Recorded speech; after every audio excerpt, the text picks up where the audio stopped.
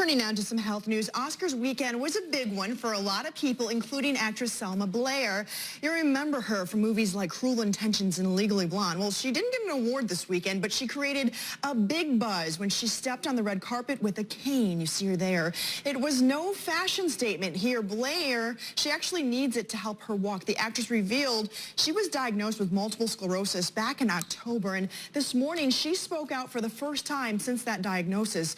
In an interview with Good Morning America, Blair said she knew something was wrong, but it took years to figure it out.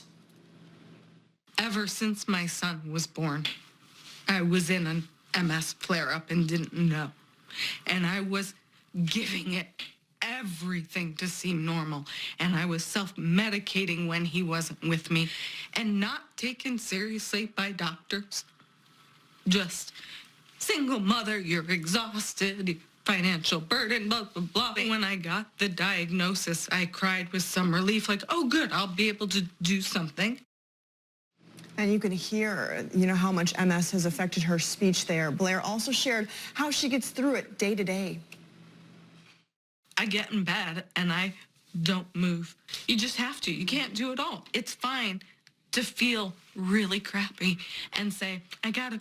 And my son gets it, and now I've learned not to feel guilty. What are doctors telling you? What's your prognosis? The doctor I saw, he said within a year, I could have, at the time, he said, 90% of my abilities back. So this is to say, let's meet again next year and see if I'm better, if I'm not.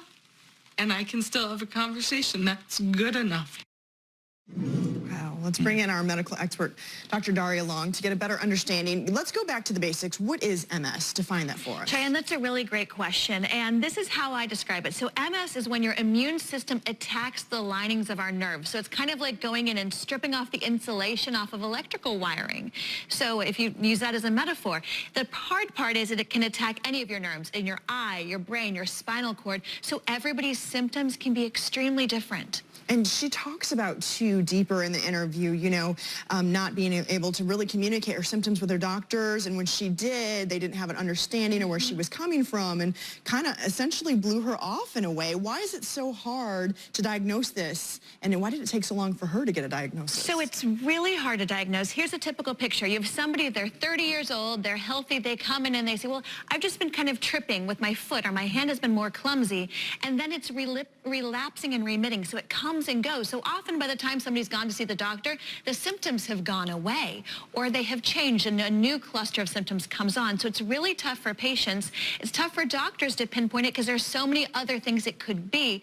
And that's why it takes about 2 years on average from symptoms to diagnosis. I feel like, too, as a patient, mentally, you'd be struggling. And this is, she's an actress. She's on TV. She has to use her voice as her tool and not to be able to speak correctly. What about, how treatable is this? So MS does not have a cure, but there are a number of medications, different immunosuppression medications, and physical therapy and other ways that you can cope with it and also hopefully reduce the amount of times that you have relapses and reduce the progression of the disease. For viewers out there watching, are there some symptoms that they should be looking out for? Maybe they're in a similar situation where they don't know what's going on. What do you recommend there? So there are kind of clusters of more common symptoms. Again, it's really tough. Everybody's symptoms can be different and then they can change, but symptoms, double vision or some painful vision loss, difficulty swallowing, difficulty speaking, nerve numbness or weakness in your hands. And there's one sign called Lermite sign. When you flex the neck, you have kind of an electrical shock running down your back and arms and legs.